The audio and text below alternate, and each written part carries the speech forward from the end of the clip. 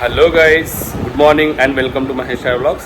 Kashi tour day 4. ఇప్పుడు time అయితే early morning 4:30 అవుతుంది. ఇప్పుడు మేము కాశీ నుండి అయోధ్య బయలుదేరుతున్నాం అనమాట. ఇప్పుడు అయోధ్య వచ్చేసి కాశీ నుంచి 250 కిలోమీటర్స్ ఉంది. అప్ అండ్ డౌన్ అరౌండ్ మనకు 500 కిలోమీటర్స్ పడుతుంది. సో నేను ఇప్పుడు అయోధ్య కంప్లీట్ డీటెయిల్స్ మీకు చెప్తాను. నా వీడియో కంటిన్యూ చూడండి అండ్ కంప్లీట్గా చూడండి. అలాగే నా ఛానల్ సబ్స్క్రైబ్ చేసి నాకు సపోర్ట్ చేయండి. Thank you and bye. Kashi వచ్చిన యాత్రికులు కాశీ విశ్వనాథుని దర్శించుకున్న తర్వాత మరుసటి రోజులు వాళ్ళకు టైం ఉంటే అక్కడ నుండి మిగతా పుణ్యక్షేత్రాలకు వెళ్తుంటారు. సో అలా వెళ్ళాలనుకుంటే మీరు కూడా ఇక్కడ టూర్స్ అండ్ ట్రావెల్స్ అయితే అవైలబుల్లో ఉంటాయి. కాశీ నుండి మనకు అయోధ్య, బైద్యనాథ్, బుద్ధగయ ఇలా చాలా ప్లేసెస్ అయితే తీసుకెళ్ళడం జరుగుతుంది. సో ముఖ్యంగా భక్తులు వచ్చేసి కాశీకి వచ్చిన భక్తులు కాశీ విశ్వనాథుని దర్శించుకున్న తర్వాత ఎక్కువగా వెళ్ళేది అయోధ్య రామ్ మందిర్. ఎందుకంటే ఈ అయోధ్య రామ్ మందిర్ కూడా ఉత్తరప్రదేశ్లోనే ఉంది. కాశీ పుణ్యక్షేత్రం నుండి అయోధ్య అరౌండ్ 250 కిలోమీటర్స్ డిస్టెన్స్లో ఉంటుంది. మరి అయోధ్య వెళ్ళాలి అనుకుంటే ఉదయం లేవాల్సిందే. సో మనకి ఇక్కడ ఎర్లీ మార్నింగ్ 5కి అయితే స్టార్ట్ అవుతుంది. సో మేము 35 మెంబర్స్ అండ్ అబోవ్ ఉండే, అందు గురించి మేము బస్ అయితే మాట్లాడుకున్నాం అనమాట.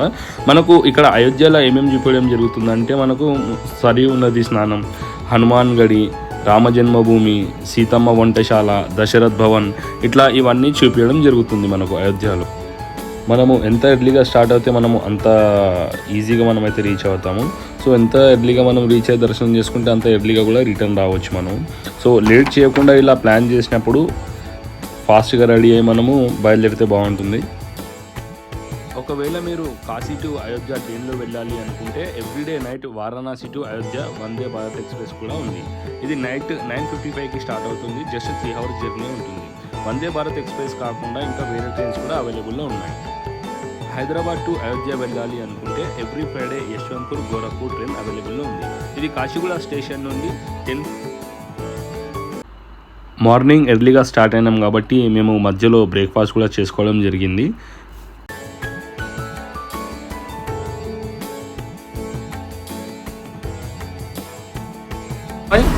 ये अयोध्या। अच्छा, ये अयोध्या ही है. अभी यहाँ से कितना किलोमीटर है मंदिर? यहाँ से 13 किलोमीटर आगे पार्किंग से आप मंदिर को जाएंगे 10-12 किलोमीटर अंदर. कितना किलोमीटर है पार्किंग यहाँ से? यहाँ से टोटल 20 किलोमीटर. 20 किलोमीटर से 13 किलोमीटर. 13 हाँ, मंदिर पूरा यहाँ से 13 किलोमीटर से. हाँ वो मंदिर उंदिर. अच्छा, अंदर में गाड़ी नहीं जाती ना. पार्किंग कितना दूर अभी? यहाँ पे वही 1.5 किलोमीटर. 1.5 किलोमीटर. फिर वहाँ गाड़ी लगा के कैसे जाना हम लोग? गाड़ी लगा के ऑटो जाएंगे. अच्छा, वो ऑटो टेम्पो दूसरा आता है ना. हाँ. ఇప్పుడు అయోధ్య దగ్గరలో ఉన్నాం మనము.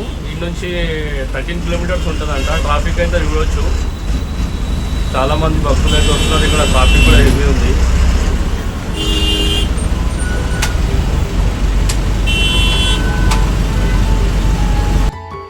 మేము అయోధ్యని అయితే చేరుకున్నాము. ఇక్కడ నుంచి 11 కిలోమీటర్స్ ఉంది. చూస్తున్నారు కదా, ఇక్కడ హెవీ ట్రాఫిక్ ఉంది. సో ఇక్కడ మనం అయోధ్య చేరుకోగానే ఇక్కడ మనకు వాల్స్ పైన చూస్తున్నారు కదా, ఇది ఫ్లైఓవర్ వాల్స్ పైన అంతా రామాయణము, అన్ని రాముని విగ్రహాలు, మన రామాయణానికి సంబంధించిన అన్ని ఇక్కడ మనము బొమ్మలు అయితే చూడవచ్చు. అలాగే ఇక్కడ డివైడర్స్ పైన కానీ అన్ని ఇక్కడ రోడ్ల పైన ఇక్కడ మనకు జంక్షన్స్ కాడ కూడా శ్రీరాముని విగ్రహాలు, అలాగే అక్కడ స్తంభాలకు కానీ అవన్నీ మనం చూడొచ్చు. చాలా బ్యూటిఫుల్గా ఇక్కడ డిజైన్ చేయడం జరిగింది. ఇక్కడ శ్రీరాముని విగ్రహం చూడొచ్చు. అలాగే అక్కడ సూర్యస్తంభం కూడా ఉంది, చూడొచ్చు వెనకాల. ఇక్కడ నుంచి 3 కిలోమీటర్స్ ఉంటుంది అయోధ్య. ఇటు నుంచి వెళ్ళాలి.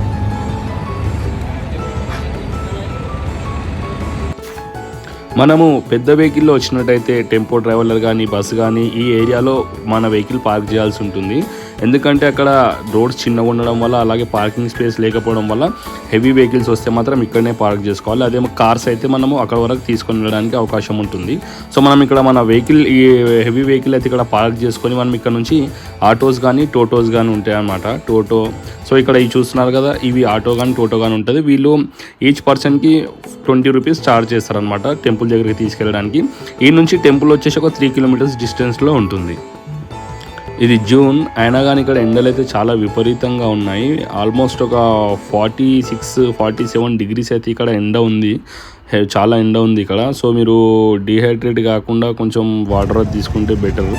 చూడొచ్చు ఈడ ఎండలు ఎంత విపరీతంగా ఉన్నాయో. ప్రతి ఒక్కరు నెత్తి మీద బట్ట పెట్టుకొని వస్తున్నారు. అంత ఎండలు ఉన్నాయి ఇక్కడ. 45 to 46 डिग्री నడుస్తున్నాయి ఇప్పుడు ఇక్కడ ఎండలు. मंदिर कितना किलोमीटर है यहाँ से? 3 किलोमीटर है. अच्छा, ఇక్కడ నుంచి టెంపుల్ వచ్చేసి 3 కిలోమీటర్స్ ఉంటుంది. ఇక హెవీ వెహికల్ మనం ఇట్లా టెంపో ట్రావెలర్ బస్సెస్ వస్తే మాత్రం ఇక్కడనే పార్క్ చేసుకోవాలి. చేసుకొని ఇంకో ఇట్లా ఆటో టోటోస్ ఉంటే ఇన్ని నుంచి టెంపుల్కి వెళ్ళాలన్నమాట. ఎండ అనేది ఇక్కడ చాలా ఉంది. 45 to 46 degrees ఉన్నది ఇక్కడ ఎండ. తట్టుకోలేకపోతున్నాం అసలు వేడికి ఇక్కడ. ఇప్పుడైతే మనము అయోధ్య రామ జన్మభూమికి అయితే వెళ్తున్నాము. అక్కడ ముందు చూస్తున్నారు కదా, ఒక చిన్నగా మనకు సర్కిల్ లాగా ఉంది. అక్కడ సూర్యస్తంభం అవన్నీ ఉన్నాయి కదా, అది మెయిన్ రోడ్ అనమాట టెంపుల్కి వెళ్ళడానికి. అంటే లతా మంగేష్కర్ చౌక్ అవన్నీ వస్తాయి. ఇప్పుడు ఇటు నుంచి కూడా ఉందన్నమాట అవే. ఇక్కడ చూడొచ్చు మీరు శ్రీరామ్ జన్మభూమి, హనుమాన్ గడి టెంపుల్. సో ఈ రోడ్ వచ్చేసి మనకంతా నీట్గా ఉండదు, లైక్ రోడ్స్ అన్నీ బాగాలేవు అనమాట. ఆ రోడ్ వెళ్తే చాలా బాగుంది, అది మెయిన్ రోడ్ అనమాట. కానీ ఏంటంటే ఇక్కడ టోటోస్కి కానీ ఈ ఆటోస్కి కానీ అయితే పర్మిషన్ లేదంట. సో వాళ్ళు మనకి ఇక్కడ నుంచే తీసుకెళ్ళడం జరుగుతుంది. अच्छा, हनुमानगढ़ी कितना दूर रह गया राम मंदिर से? राम मंदिर से हनुमानगढ़ी 200 मीटर मान लीजिए. अच्छा, और जो हनुमानगढ़ी से दशरथ महल जो 50 मीटर है. दशरथ महल 50 मीटर. दशरथ महल से कनक भवन 50 मीटर है. अच्छा, ये चारों टेम्पल पास में है, वहाँ गाड़ी नहीं ये जाती 4 है. पास में है, गाड़ी में नहीं, खाली पैदल जाना है ये 4. पैदल जाना पड़ेगा. अच्छा, हाँ जी. ये धन्यवाद. आपका नाम? हमारा नाम गोपी है. गोपी जी, बहुत बहुत धन्यवाद, आप जो इन्फॉर्मेशन दिया हमें. गोपी भैया. Yes sir. बहुत दूर पड़ेगा क्या? नहीं, वहाँ से 1.5 किलोमीटर है अयोध्या बाईपास से. अच्छा, लता मंगेशकर चौक है, वहाँ पर वहाँ से लेके गए तो हम सब देखते थे ना. नागेश्वर नाथ मंदिर है. जैसे आप लता मंगेशकर चौक पे जाएंगे सर, हाँ. तो वहाँ पे सरजू घाट है, राम की पैड़ी है और नागेश्वर. చూస్తున్నారు కదా, ఈ రోడ్ వచ్చేసి వేరే రూట్ అనమాట. ఇది యాక్చువల్ రూట్ కాకుండా ఈ ఆటోస్కి పర్మిషన్ లేదు కాబట్టి వీళ్ళు ఈ రూట్ నుంచి అయితే తీసుకొని వెళ్తున్నారు. ఎటు వెళ్ళినా కూడా ట్రాఫిక్ అయితే హెవీ ఉంది. అది కాకుండా ఇప్పుడు ఈ రూట్లో వచ్చేసి అయితే రోడ్ అయితే అంత బాగాలేదు అసలు. సో మీరు ఎప్పుడైనా వెళ్తే ఆ మెయిన్ రోడ్ నుంచే వెళ్తే బెటర్, ఎందుకంటే అక్కడ రోడ్ బాగుంటుంది. అలాగే మొత్తం బ్యూటిఫికేషన్ అయితే చాలా బాగా చేయడం జరిగింది అటు సైడ్ నుంచి. మొత్తం జామ్ ఉంది, ఇక్కడ నుంచి అక్కడ వరకు అంతా జామ్ అయిపోయింది. ఎండనేమో 45 degrees 46 degrees ఉంది ఇక్కడ.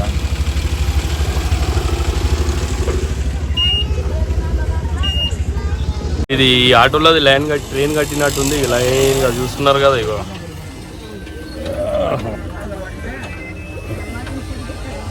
మొత్తం వేస్ అన్నీ ఆపేసిరు అనమాట. సో ఇటు నుంచి ఈ ఆటోలు వచ్చేసి లోపల నుంచి తీసుకుపోతున్నారు. ఇక్కడ ఫుల్ అయిపోయినాయి అన్ని వెహికల్స్. ఈ రూట్లో వెళ్తుంటే అయితే చాలా ఓల్డ్ బిల్డింగ్స్ చూడొచ్చు మీరు. ఇక్కడ టెంపుల్స్ కానీ ఆర్కిటెక్చర్ కానీ చాలా ఓల్డ్ ఉందంతా. ఇప్పుడు ఇక్కడ చూస్తున్నారు కదా, మాకు ఇక్కడ దింపేసి ఇక్కడ మొత్తం ఆటోలన్నీ ఇన్ని ఆపేస్తున్నారు. ఇక్కడ బ్యాక్ సైడ్ ఫుల్ రష్ ఉంది. ఇక్కడ నడవలేని వాళ్ళ కోసం ఏజ్డ్ పర్సన్స్ ఉంటే ఇట్లా వీల్ చైర్లు కూడా వీళ్ళు ప్రొవైడ్ చేస్తున్నారు.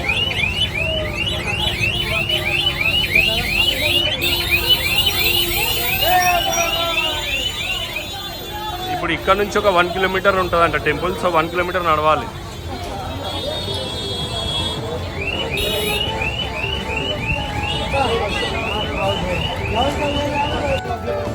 హెవీ క్రౌడ్ ఉండడం వల్ల పోలీస్ వాళ్ళు అయితే ఆటోలను అలౌ చేయలేదు. సో మాకు ఒక టెంపుల్కి 1 కిలోమీటర్ ముందే దించేయడం జరిగింది. సో ఇప్పుడు మేము అక్కడ నుంచి ఇప్పుడు టెంపుల్ వరకు అయితే నడుచుకుంటూ వెళ్తున్నాము. చూస్తున్నారు కదా, ఎండ అయితే చాలా విపరీతంగా ఉంది. ఇక్కడ 45-46 కంటే ఎక్కువనే ఉంది. ఇక్కడ టైం కూడా వచ్చేసి అరౌండ్ 11-11:30 అవుతుంది. అసలు విపరీతమైన ఎండ ఉంది.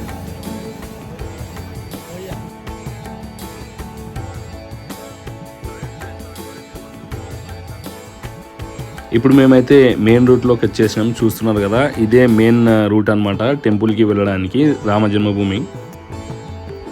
ఇప్పుడు మీరు చూస్తున్నారు కదా, ఎదురుగా టెంపుల్ కనిపిస్తుంది కదా, ఆ టెంపుల్ వచ్చేసి హనుమాన్ గడి టెంపుల్ అనమాట. అయోధ్యలో రామ జన్మభూమి రామ మందిరం తర్వాత అంత ఇంపార్టెన్స్ అంత ప్రాముఖ్యత ఉన్న టెంపుల్ ఈ హనుమాన్ గడి. ఎందుకంటే అది హనుమంతుల వారిది. సో నెక్స్ట్ మనము ఫస్ట్ ఇక్కడ దర్శించుకున్న తర్వాత నెక్స్ట్ అయితే హనుమాన్ గడి టెంపుల్కి వద్దాము. అది మీకు చూపిస్తాను.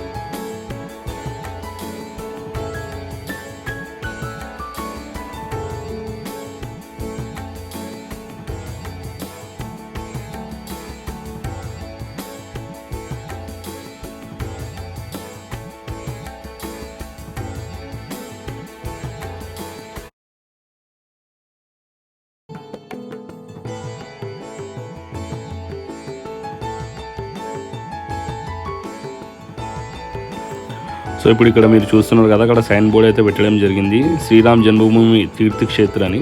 సో ఇటు నుంచి మనం రైట్ తీసుకోవాలి. ఇక్కడ ఇటు నుంచి రైట్ తీసుకొని అయితే మనకు టెంపుల్కి వెళ్ళాల్సి ఉంటుంది. సో టెంపుల్ అయితే ఇటు నుంచి చాలా లోపలికి ఉంటుంది. సో ఇదైతే మెయిన్ ఎంట్రన్స్ అనమాట. మనకి ఇక్కడ ఇది కనిపిస్తుంది కదా, ఒక ఆర్చ్ లాగా. సో అటు నుంచి పిల్లర్ చూస్తున్నారు కదా, అటు నుంచి మనకైతే మెయిన్ ఎంట్రన్స్ ఉంటుంది టెంపుల్కి.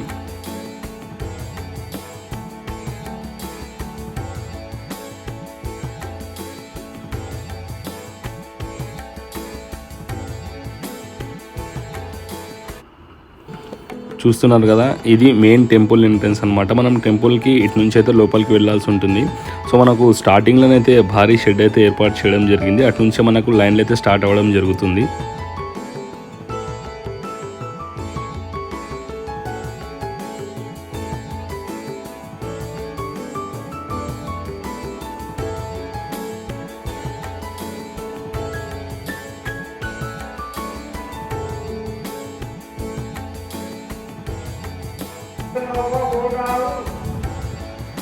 जहाँ कहीं होगा, जहाँ से बंदा निकासी के लिए उधर ले गए थे चंडीगढ़ के लिए, मैं वहीं पर बैठा हूँ।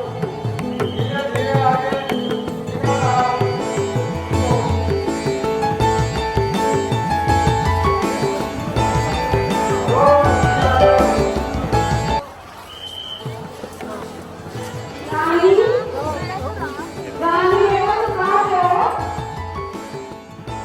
మనకి ఇట్లా అరౌండ్ ఒక 500 మీటర్స్ అయితే ఇదే లైన్లలో నడవాల్సి ఉంటుంది.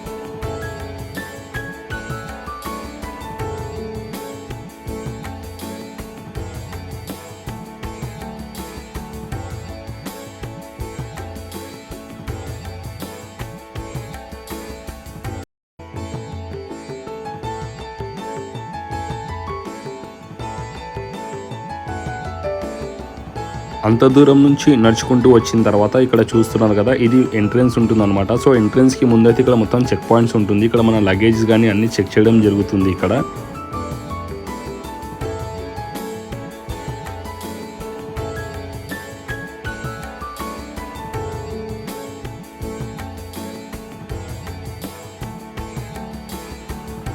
చూస్తున్నారు కదా, ఇక్కడ చాలా పెద్ద ఓపెన్ ఏరియా అయితే ఉంది మనకి. ఇక్కడ అవన్నీ సెట్ చేసి ఉంది, లైక్ కూర్చోడానికి కానీ అవన్నిటికి.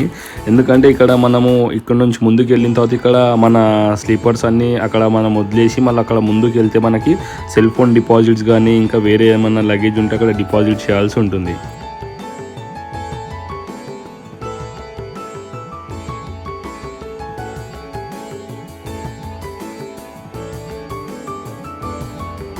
ఇక్కడ మన స్లీపర్స్ అయితే డిపాజిట్ చేయాల్సి ఉంటుంది. నెక్స్ట్ మన సెల్ ఫోన్స్ డిపాజిట్ కూడా ఉంటుంది రైట్ సైడ్లో. చేసిన తర్వాత మళ్ళీ మనకి ఇంకా చాలా లోపలికి అయితే నడుచుకుంటూ వెళ్ళాలి టెంపుల్కి దర్శనం చేసుకోవడానికి. అక్కడనైతే మనకు సెల్ ఫోన్స్ అయితే అలౌడ్ ఉండదు. సెల్ ఫోన్స్ అలౌడ్ లేకపోవడం వల్ల మిగతా అయితే నేను వీడియో తీయలేకపోయినా. సో టెంపుల్ అయితే చాలా బాగుంది. ఇంకా చాలా వర్క్ అయితే పెండింగ్ ఉంది. ఇంకా చాలా టైం పడుతుంది ఇంకా టోటల్గా కంప్లీట్ కానీ. సో దర్శనం చేసుకొని వచ్చిన తర్వాత ఇక్కడ మనం మళ్ళీ ఇక్కడ ఎగ్జిట్ వే ఉంటుంది. సో ఇక్కడ కొంచెం సేపు రెస్ట్ తీసుకోవాలన్నా కూర్చోవాలన్నా కూర్చోవచ్చు అనమాట. ఇక్కడ ఇప్పుడు మీరు చూస్తున్న ఏరియాలో మనకి టెంపుల్ దర్శనం టైమింగ్ వచ్చేసి మార్నింగ్ 5:30 నుండి మధ్యాహ్నం 1 గంట వరకు ఉంటుంది. తిరిగి మధ్యాహ్నం 3 గంటల నుండి రాత్రి 10:30 వరకు ఉంటుంది. మేము వచ్చిన రోజైతే చాలా క్రౌడ్ ఉండే. మాకు దర్శనంకి అయితే ఆల్మోస్ట్ ఒక 3 అవర్స్ టైం పట్టింది. నా ఒక చిన్న సజెషన్ ఏంటంటే సమ్మర్లో మాత్రం మీరు ప్లాన్ చేసుకోకండి, ఎందుకంటే విపరీతమైన ఎండలు ఉన్నాయి. బెస్ట్ టైం వచ్చేసి అక్టోబర్ టు మార్చ్, ఎందుకంటే అప్పుడు కొంచెం మనకు ఎండలు తక్కువ ఉంటాయి. సో మనం మంచి దర్శనం చేసుకోవచ్చు. అయోధ్య బాలరాముని దర్శించుకున్న తర్వాత మేము పక్కనే ఉన్న హనుమాన్ గడి దర్శించుకోవడం జరిగింది.